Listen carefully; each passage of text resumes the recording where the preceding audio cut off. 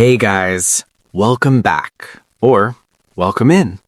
Either way, tonight is one of those nights where you dim the lights, put your phone face down, and let history gently mumble at you until your brain gives up and drifts off. Tonight, we're easing our way into ancient Egypt's dark secrets. And by dark, I don't mean jump scare dark. I mean quietly unsettling. The kind of dark where everyone involved thought this was completely normal, and that somehow makes it worse. So get comfortable, loosen your shoulders, let your breathing slow down. You don't need to remember dates, you don't need to picture maps. Just let the story float by, like a slow boat on the Nile. Preferably one not carrying a cursed mummy, but we'll get there. Ancient Egypt is often sold to us as elegant. Golden masks, tall pyramids, smooth stone, eternal gods, timeless wisdom. But beneath that polished limestone exterior was a society absolutely obsessed with death, control, bloodlines, and doing things the hard way because tradition said so. And of course it did. Let's start at the beginning. Not the actual beginning, because that would involve creation myths and a lot of primordial chaos gods arguing with each other. Instead, let's start with the thing Egypt cared about more than anything else, staying exactly the same forever. The ancient Egyptians believed the universe was supposed to run on Ma'at, balance, order, cosmic stability, which sounds lovely until you realize that any change at all was considered dangerous. New ideas, risky. Social mobility, suspicious. Different genetics, absolutely not. They believed the world had already reached its ideal form, and their job was just to keep hitting copy and paste for thousands of years. And sitting at the center of this perfectly frozen system was the pharaoh. The pharaoh was not just a king. He wasn't even mostly a king. He was a god, or at least half a god. Or maybe a god wearing a human costume. The theology shifts a bit depending on the century, but the takeaway is the same. You do not question him, you do not criticize him, and you definitely do not suggest therapy. From the moment a pharaoh was born, his life followed a script written by tradition, priests, and dead ancestors who really needed to let go. He was divine, he was eternal, he was perfect. Which is ironic because many of them were not doing great.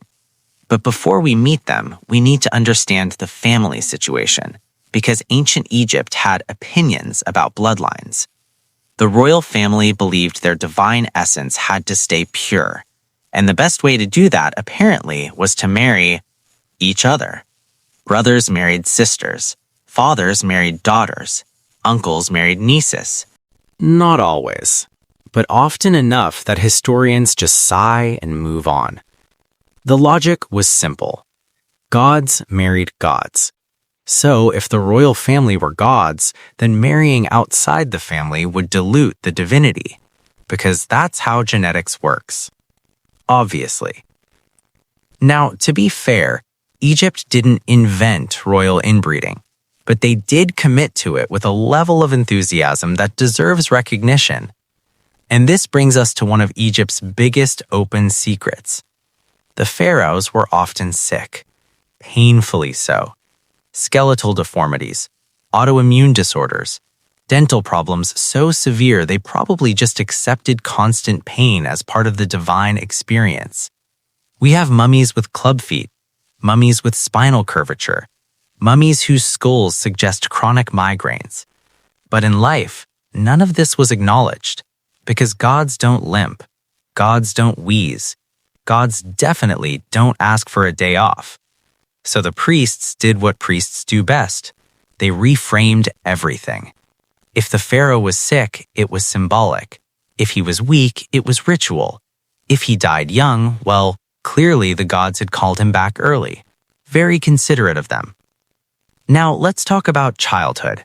Because royal children in ancient Egypt had a particularly strange upbringing. From birth, a future pharaoh was surrounded by ritual. Nurses weren't just nurses, they were priestesses. Tutors weren't just teachers, they were indoctrinators. A child would be told gently and constantly that he was divine, that his blood mattered more than other people's lives, that the universe literally depended on his existence, which is a lot. Imagine being 6 years old and told that the sun rises because of you, and that if you messed up, the Nile might not flood and everyone will starve. No pressure. This upbringing produced rulers who were emotionally stunted, deeply isolated, and utterly unprepared for actual human relationships, which is how you end up with palaces full of gold and people who had absolutely no idea how to cope with stress. And stress was everywhere. Egypt looked stable, but it was fragile. One bad flood, one dry season, one unpopular priesthood, and suddenly the god king had to explain why the gods were angry. And if the gods were angry, it was his fault. So the pharaoh doubled down. More temples, more sacrifices, more monuments. Because nothing calms cosmic anxiety like building a 400-foot stone triangle. The pyramids themselves are one of Egypt's most misunderstood dark secrets. They weren't built for beauty. They weren't built for tourists. They weren't even really built for the living. They were machines for eternity. Every corridor, every chamber, every seal was designed to protect a single corpse and its soul for millions of years. And the labor behind them was complicated. Contrary to popular belief, most pyramid builders weren't slaves. They were seasonal workers, farmers who couldn't work the fields during the flood season, which sounds nicer until you remember that refusing wasn't really an option, and accidents were frequent and healthcare was symbolic. People died building monuments for a man they would never meet, so he could continue being important after death. And death in Egypt was not an ending, it was a career transition. Egyptians believed the afterlife was a continuation of daily life. You farmed, you ate, you worked, which is why tombs were filled with furniture, food, tools, and tiny statues called ushapti. The ushapti were servant figurines. They were placed in tombs so that in the afterlife, when the gods asked you to do labor, the figurines would answer instead. Ancient Egypt invented the concept of outsourcing eternity. And this belief system created one of the most quietly disturbing practices in history: mummification. Now, mummification wasn't just about preservation, it was about control. The body had to remain intact so the soul could recognize it, which meant removing organs, drying flesh, and wrapping everything very carefully. And yes, they removed the brain through the nose. They considered the brain unimportant. The heart was what mattered. The heart held memory, morality, identity, which is a bold claim given how some of these people behaved. During the weighing of the heart ceremony, the deceased's heart was weighed against a feather. If it was too heavy with sin, a monster named Ammit ate it. And that was it. No afterlife, just cosmic disappointment. Which meant that the living were obsessed with being judged favorably. Funerary texts, spells, charms, amulets. Everything was about preparing for death. So much so that many Egyptians lived their entire lives in service to their tomb. The poor had simple graves. The elite had elaborate ones. The pharaohs had entire mountains carved for their egos. And this brings us gently to one of Egypt's most famous figures. Not yet. We're not naming him tonight. We're just drifting closer. A young king, a fragile body, a family tree shaped like a circle. He will arrive soon, but before he does, we need to sit with this world a little longer. A world where power was inherited, not earned, where divinity excused cruelty, where tradition mattered more than well-being. A world that looked eternal, and yet was constantly afraid of falling apart. So let's take a slow breath. Let the Nile keep flowing. Let the priests keep chanting. And in the next part, we'll gently step into the lives of Egypt's most famous, dysfunctional royal family.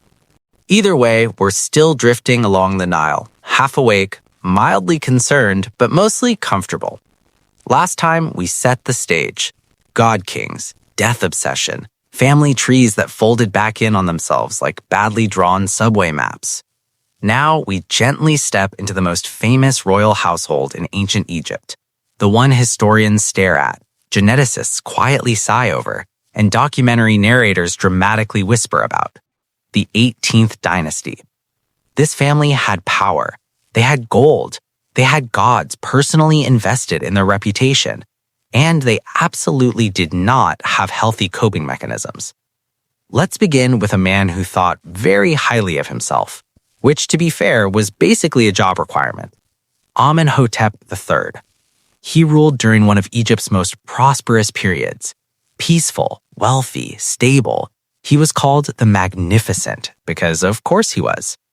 Amenhotep III loved luxury. Statues, palaces, jewelry, women, so many women. He had a chief wife, Queen T, who was actually intelligent and politically capable, which made her unusual and slightly threatening to the men around her.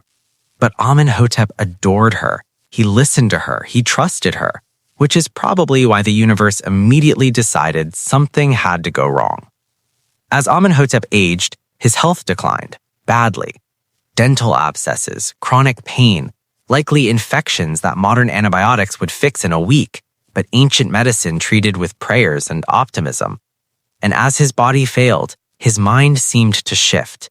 He leaned harder into divinity, more temples, more statues of himself as a god. And then he did something that would quietly destabilize Egypt for generations. He raised his son very strangely. That son was Amenhotep IV, later known as Akhenaten. And yes, this is where things get weird. Amenhotep IV grew up watching a powerful father decline, surrounded by priests who controlled theology, money, and public opinion. And at some point, he decided he was done with all of it. He rejected Egypt's traditional gods, all of them, which is impressive considering there were hundreds. Instead, he focused on one deity, the Aten, a sun disk, not a person, not an animal, just light. Akhenaten didn't just add a god, he replaced the entire religious system. Temples were closed, priests lost power, names of old gods were erased from monuments. This was not a gentle reform. This was a theological tantrum. And Akhenaten insisted that only he and his family could properly worship the Aten, which meant he became the sole religious intermediary. Because why not centralize power while you're at it? Now, Akhenaten looked different. We know this from art, and Egyptian art was not usually subtle. He's depicted with an elongated skull, wide hips, thin limbs, a soft, almost drooping face. Some scholars think this was symbolic. Others think it reflected real genetic conditions. Either way, the official imagery was a radical departure. No more stiff, timeless pharaoh poses. Instead, we get awkward family scenes. Akhenaten playing with his daughters, kissing his wife, standing under sun rays that end in tiny hands. It's intimate, it's strange, it's deeply unsettling if you stare too long.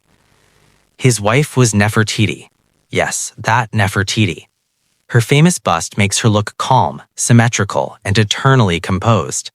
In reality, she was likely politically active, strong-willed, and very aware that her husband was dismantling centuries of tradition.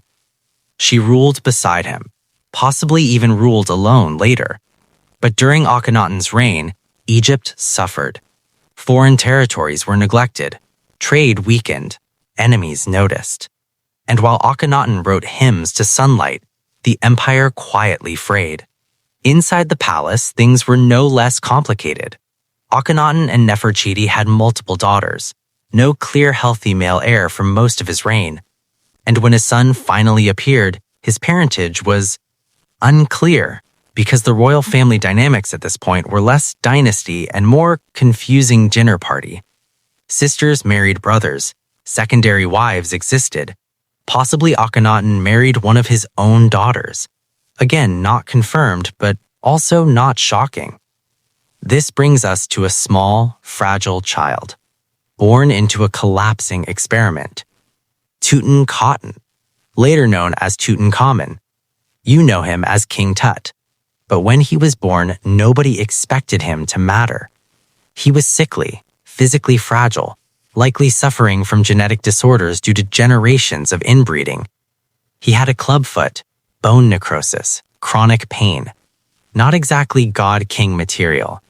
And yet, when Akhenaten died, everything unraveled so quickly that Egypt had no better option. Tutankhamun was around 9 years old when he became pharaoh. 9. He didn't rule, he survived. Power shifted to advisors, priests returned, old gods were welcomed back with relief and passive-aggressive enthusiasm. Tutankhamun's name was changed to Tutankhamun, a public apology in syllable form. The Aten experiment was erased. Akhenaten's name was scratched out of history, statues destroyed, temples abandoned. Egypt pretended it never happened, and poor Tutankhamun was forced to perform the role of restorer. A child with a cane, chronic pain, and no real authority. He married his half-sister, of course he did. Her name was Ankhesenamun. They had children, stillborn daughters, both mummified, placed in his tomb, quiet proof of a genetic line collapsing in on itself. Tutankhamun died around age 18. Cause? Probably complications from infection and physical stress. Not murder, not curses, just a body that couldn't keep going. And when he died, Egypt scrambled again. His tomb was small, rushed, unremarkable by royal standards, which is the only reason we found it intact. History remembered him not because of his reign, but because everyone else forgot him. And that might be the most Egyptian irony of all. Now, let's drift away from this family, because while they were dramatic, they weren't unique. Egypt was full of elites quietly suffering under the weight of expectation. Nobles lived well, but not freely. Their lives were scripted, marriages arranged, careers inherited, beliefs mandatory. Emotions were controlled, public appearances curated. Even grief had rules. Which leads us to something oddly sad: ancient Egyptian letters. We have personal letters, written on papyrus, people complaining, begging, expressing loneliness, men writing to dead wives, parents mourning children. But even grief was filtered through ritual language. Pain had to be polite. And all of this existed under a system that promised eternal reward, but demanded lifelong obedience. So as we move forward, we'll see how this rigid world handled collapse, plagues, invasions, weak rulers, and the slow realization that eternity is exhausting to maintain. So take another breath. Let the river keep flowing. If you've dozed off and woken back up, that's perfect. That means this is working exactly as intended. Last time, we left Egypt in a state of quiet embarrassment.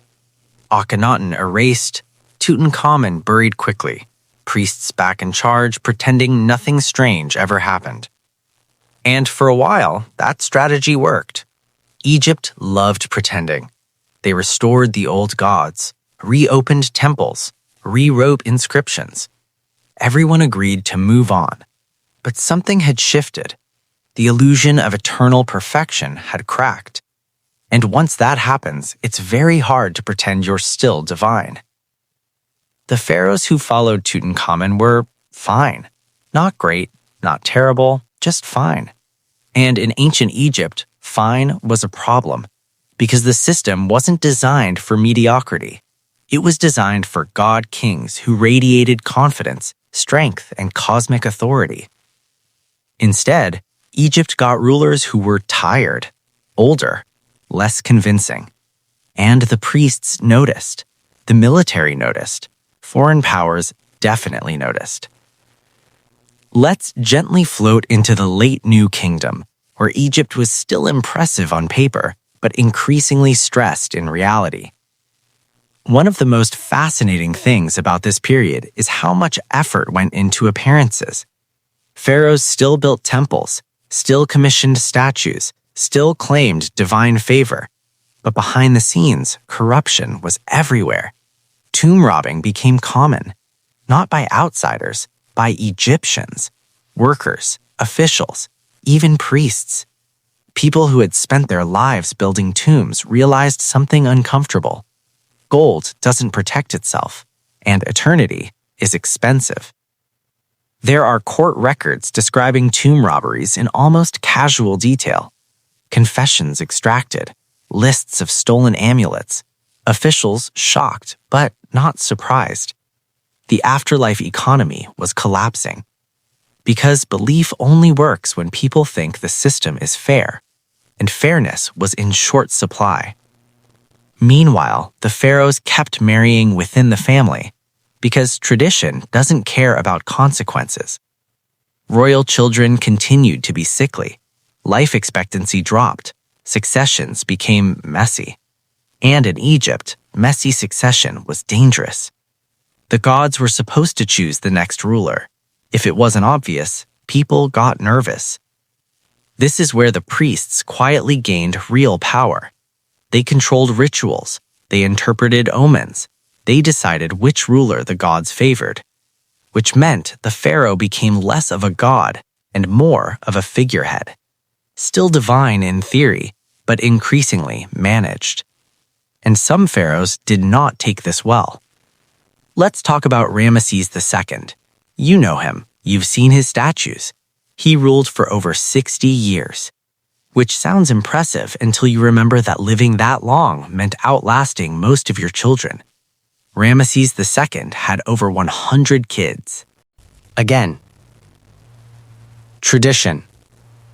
He married multiple wives, many of them related to him. Daughters became wives, granddaughters possibly entered the rotation. And yet Ramesses lived long enough to watch most of his heirs die. By the time he passed away, the line of succession was complicated. And his mummy tells a story his monuments don't. Severe arthritis, dental disease, chronic pain. He probably walked with difficulty, a far cry from the eternal warrior depicted in stone. But Ramesses doubled down. More statues, bigger temples, his name carved over other rulers' monuments, history editing, ancient edition. And it worked. For a while. But after Ramesses II, things unraveled faster. Weak rulers, short reigns, civil unrest. The priesthood of Amun became absurdly wealthy. At one point, the high priest of Amun controlled so much land and resources that he rivaled the pharaoh himself, which defeats the entire point of being a god king. Egypt fractured. The north and south drifted apart. Foreign powers pushed in. Libyans, Nubians, Assyrians. And for the first time in a long time, Egypt was no longer in control of its own story. Pharaohs became puppets. Dynasties overlapped.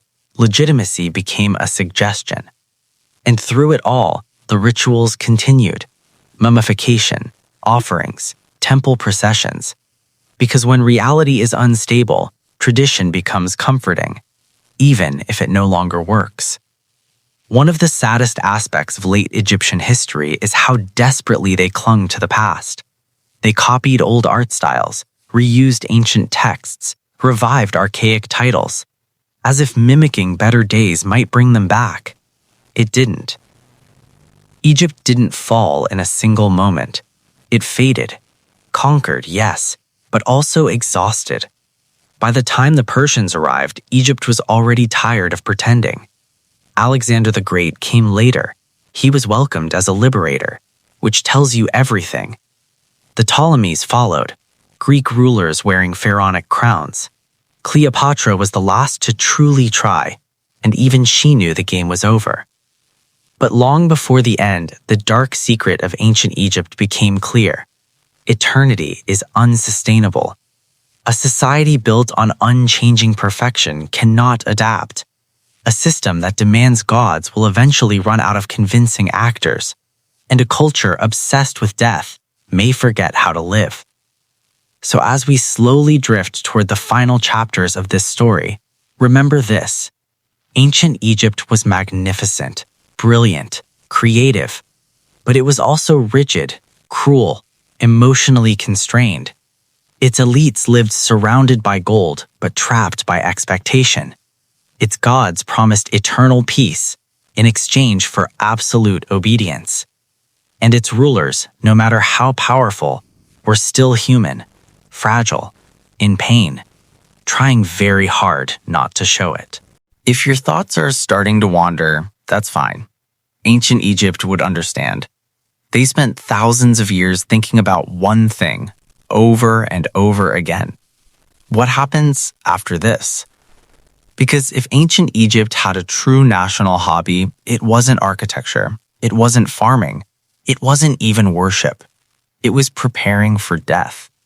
And not in a dramatic, tragic way, more like a long-term administrative project. From a very early age, Egyptians were taught that this life was temporary. Important, yes, but temporary. The real goal was the afterlife, and not a vague spiritual afterlife either, a very specific one. Same job, same social status, same problems, honestly, just with better clothes and fewer taxes. The afterlife was imagined as a perfected version of Egypt itself. Fields that always grew crops, rivers that always flooded correctly, which tells you something quietly revealing. They couldn't imagine a better world, just a more reliable one. To get there, though, you needed to follow the rules, and there were a lot of rules. First, your body had to be preserved. We've covered mummification, but let's slow it down a bit. Because this was not a quick process.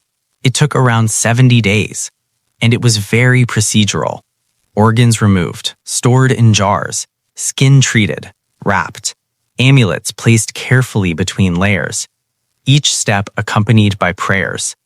Spells weren't optional, they were instructions for the soul. Without them, you might forget your name, or your face, or which way to walk in the afterlife, and that would be awkward. The wealthy could afford full mummification. The poor, not so much.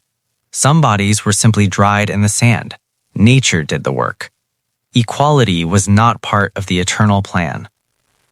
Now, let's talk about judgment, because even in the land of eternal rewards, there was bureaucracy. After death, the soul faced judgment in the Hall of Two Truths. Your heart was weighed against a feather. Light heart? Good news. Heavy heart? Eaten by Amit. No appeals process. This belief created a culture obsessed with moral appearance, not morality. Appearance. Egyptian texts emphasize not being caught doing wrong more than not doing it at all, which explains a lot about their elite class. They wrote negative confessions, lists of sins you could declare you had not committed. I have not stolen. I have not lied. I have not caused suffering. Notice the phrasing. It's very legal. And elites, of course, had help. Spells could protect you. Charms could distract demons. Written prayers could speak for you if you forgot what to say. Money still talked, even in death. This obsession with control extended to tomb decoration. Walls showed idealized lives, banquets, music, happy servants. Not reality, a curated highlight reel. And this is where we see one of Egypt's quieter tragedies. They believed that being remembered mattered. Your name had power. Erase a name and you erased a soul. Which is why Akhenaten's erasure was so severe. It wasn't just political, it was existential. And many Egyptians lived in fear of being forgotten. Children were named carefully, titles repeated endlessly. Statues commissioned not for beauty, but for memory. Say my name, written into eternity. But memory fades. Even stone erodes. And Egypt's final dark secret is that all this preparation didn't prevent anxiety. It created it. People worried constantly about doing rituals correctly, about pleasing gods who were distant and unpredictable. Priests interpreted signs. Dreams were analyzed. Omens debated. A bad dream could ruin a day. A strange animal birth could signal doom. And when things went wrong, flood failures, disease, invasion, people blamed themselves. The gods must be angry, which meant more rituals, more offerings, more exhaustion. By the late periods, religion became increasingly mechanical. rituals performed because they always had been, words spoken without feeling, tradition without belief. And yet, people continued, because letting go would mean admitting that eternity might not be guaranteed, that maybe this was all there was. And that was too much to face. So Egypt held on, through foreign rule, through decline, through centuries of change. The temples stayed open, the rituals continued, even as Rome arrived, even as Christianity spread. The old gods faded slowly, not with a bang, with a sigh. And somewhere in the ruins of a tomb, a name went unread. So as we reach the quieter end of this long story, let's sit with that. A civilization that tried to defeat death, and in doing so became defined by it. Magnificent, anxious, beautifully human. If you're still listening, you've done very well. Ancient Egypt would approve of your endurance. They loved endurance. At this point in the night, when thoughts soften and the edges of attention blur, it feels right to talk about why Egypt still lingers. Because out of all the ancient civilizations, Egypt refuses to stay buried. Sumer fades into textbooks. Assyria feels distant. Rome feels loud and argumentative. But Egypt whispers. Part of it is visual. The monuments are stubborn. Pyramids don't crumble politely. They sit there, unimpressed by time, weather, or human opinion.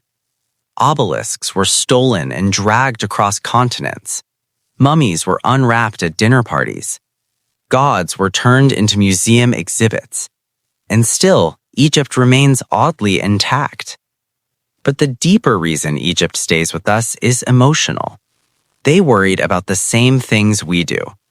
Legacy, memory, being enough. They just expressed it with more gold. Ancient Egyptians were deeply afraid of chaos, of things falling apart, of being forgotten. And if that sounds familiar, it should. Their gods embodied natural forces that couldn't be controlled. Floods, storms, disease, time.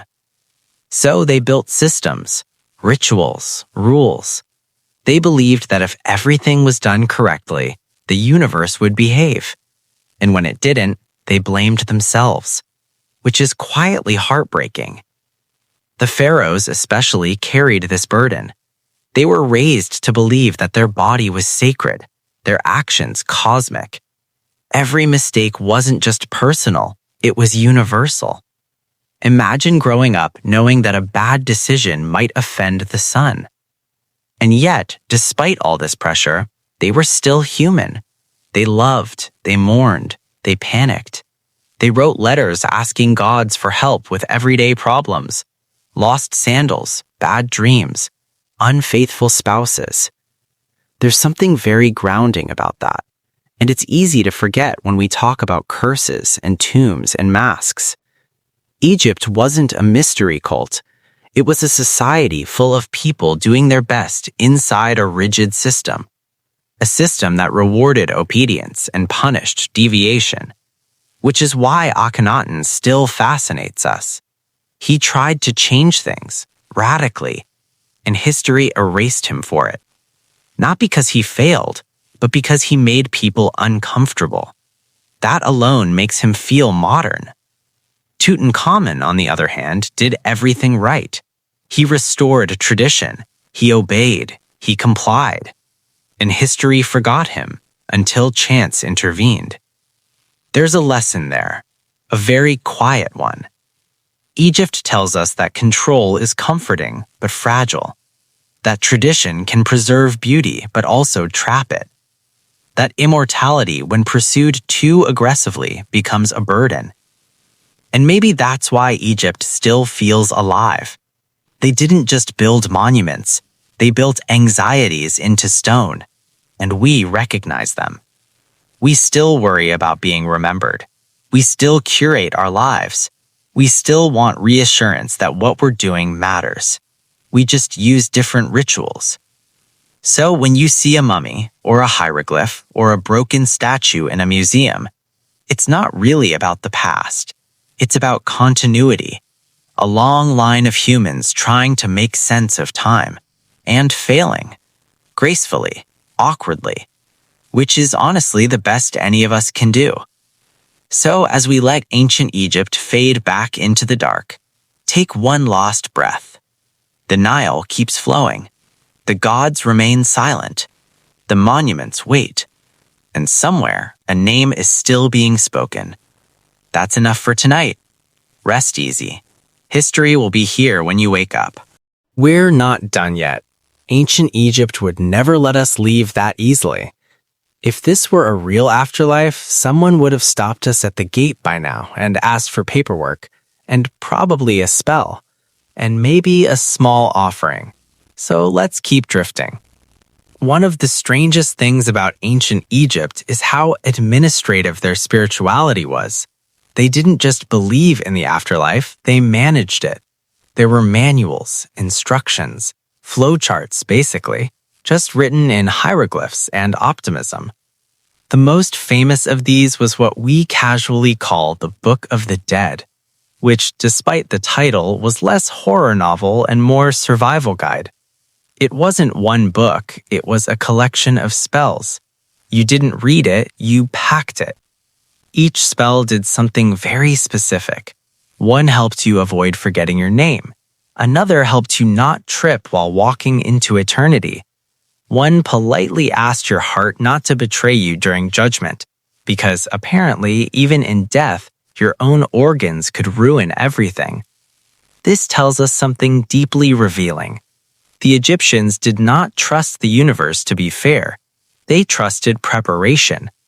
And this mindset seeped into daily life. People wore amulets constantly.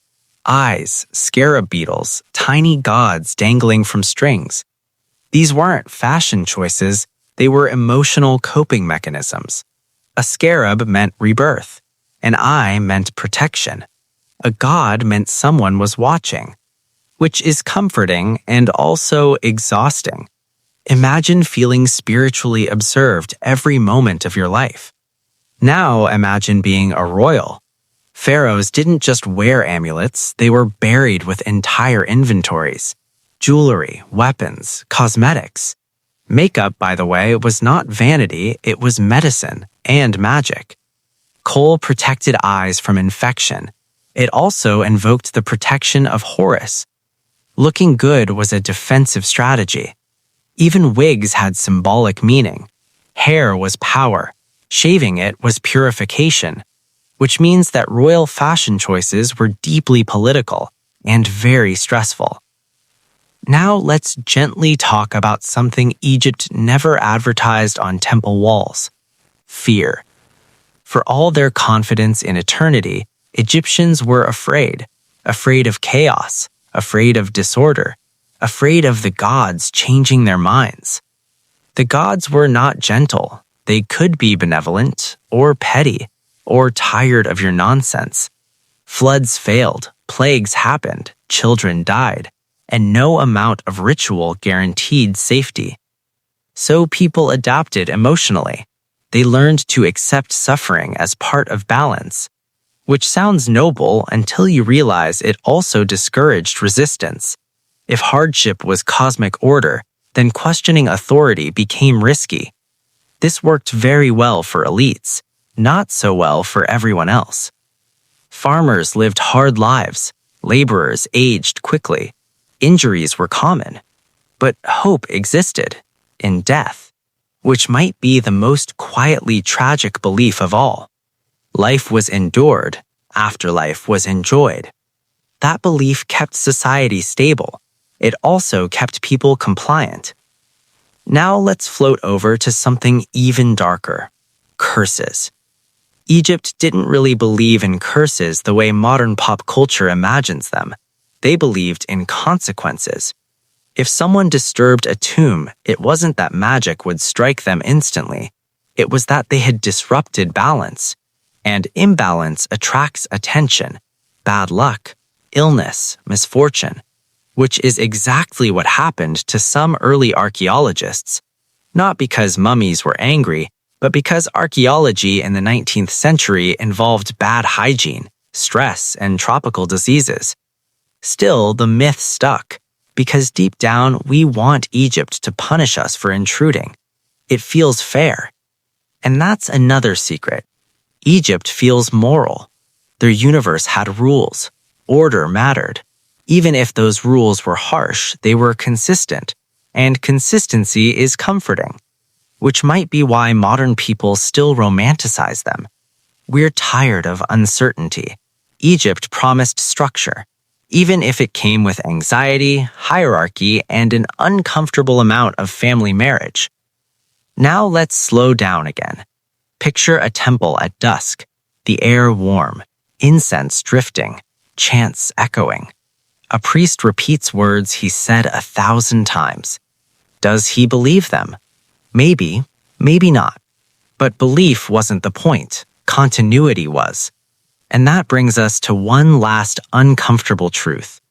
Egypt didn't last because it was perfect. It lasted because it was persistent. It adapted just enough, changed slowly, clung to what worked, until it couldn't anymore.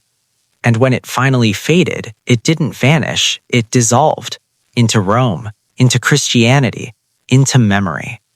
So when we think about ancient Egypt, we're not just thinking about pyramids. We're thinking about endurance, human endurance, quiet, flawed, relentless. Let's take another breath. There's still more to say.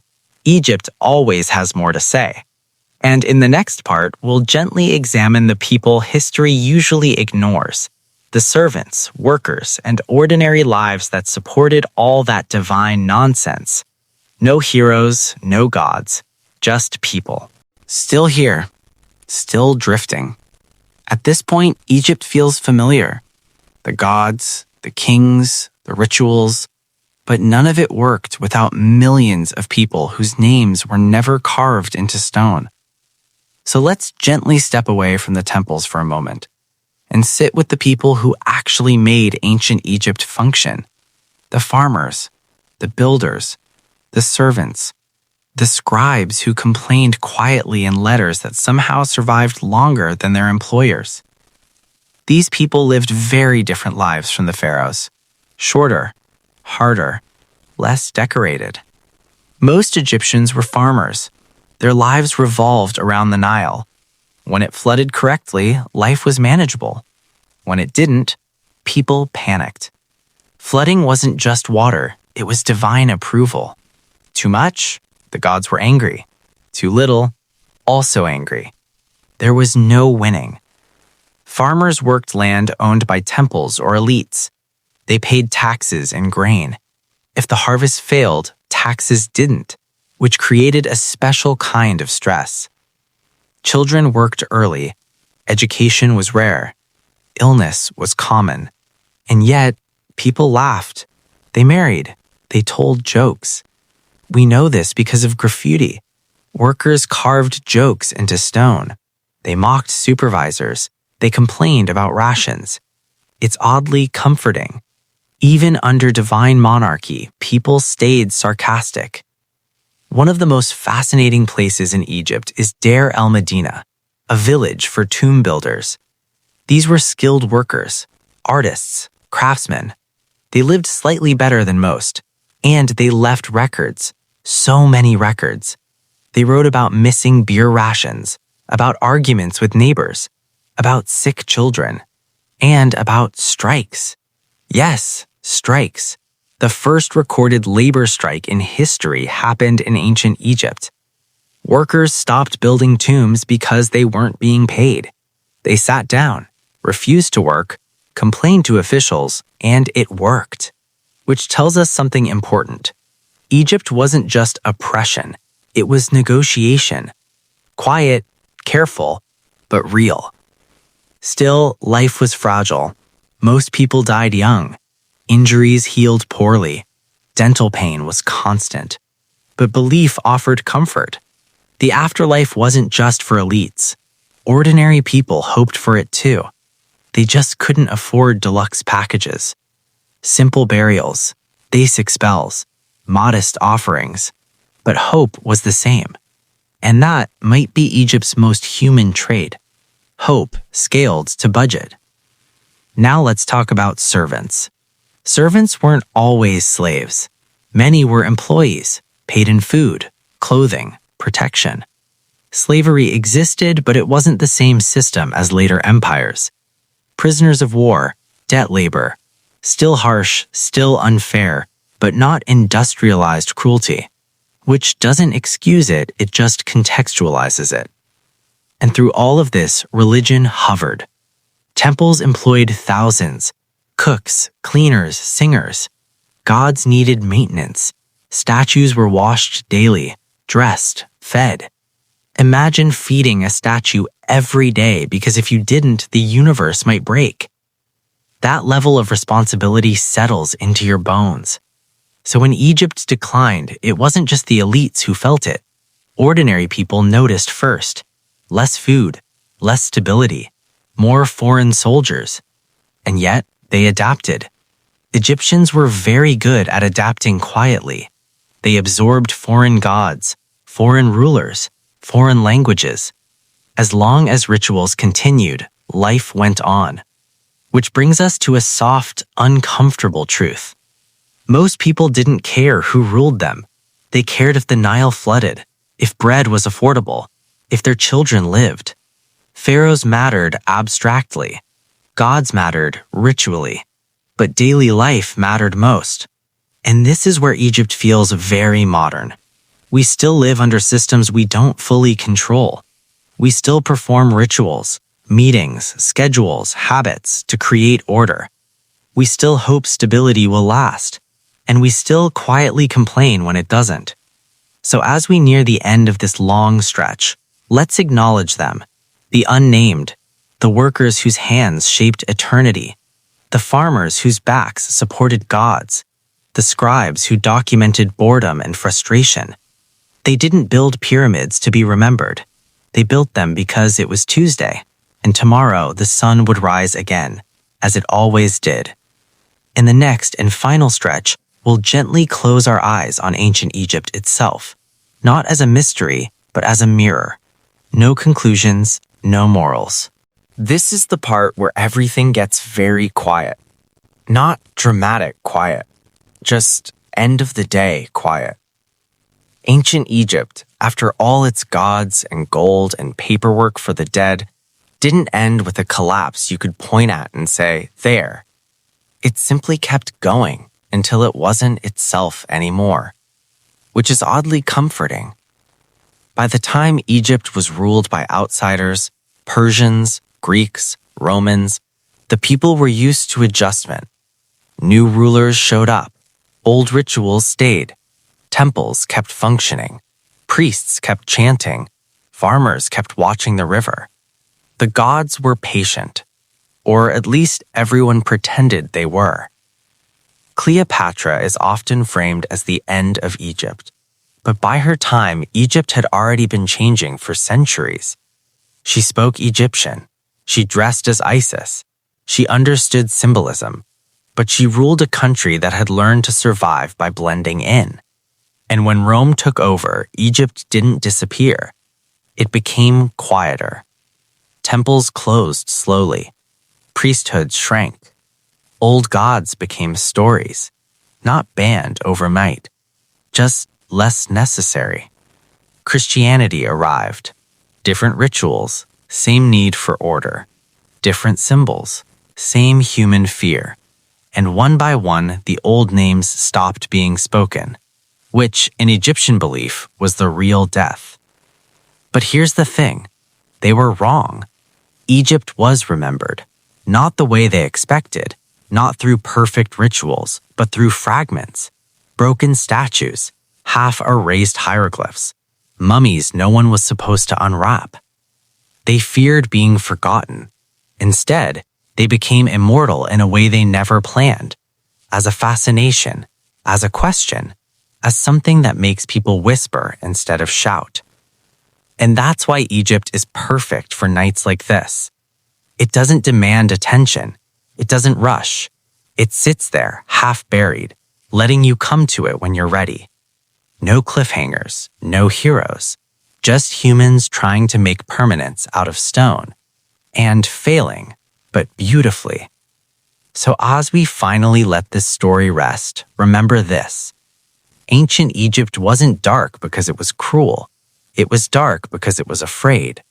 Afraid of chaos, afraid of endings, afraid of being ordinary. And that fear shaped everything. The gods, the kings, the tombs. But it also shaped care.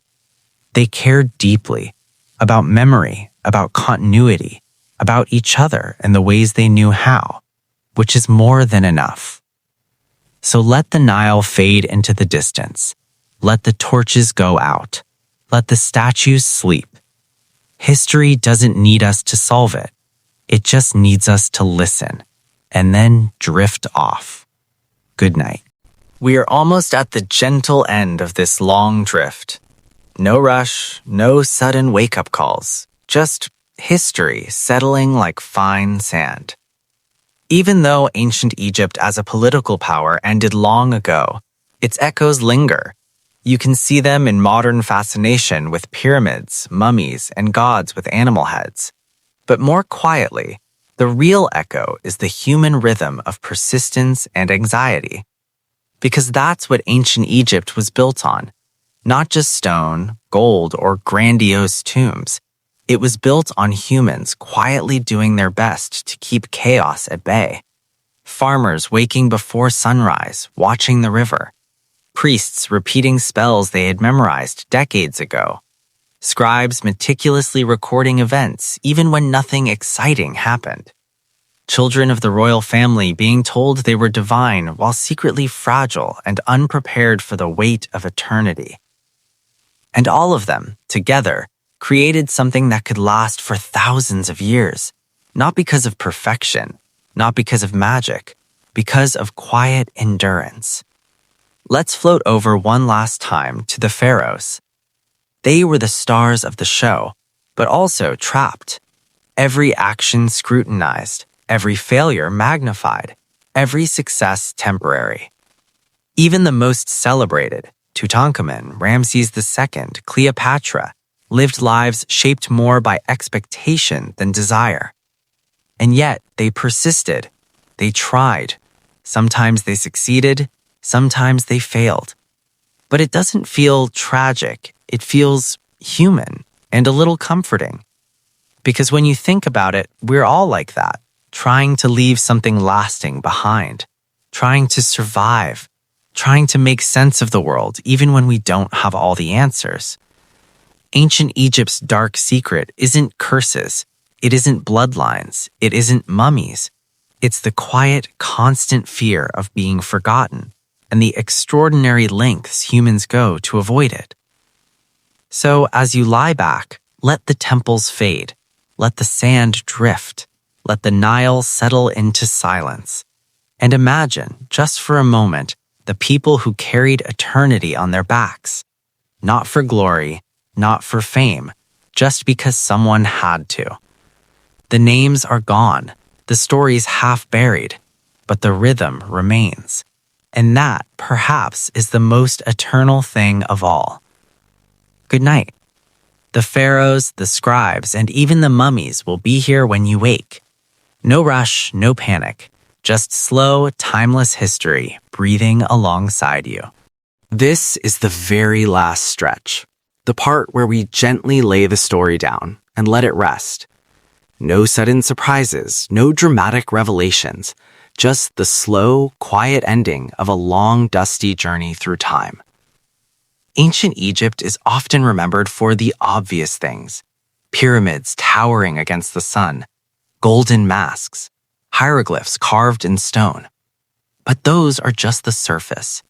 The true story is quieter, softer, sometimes almost invisible.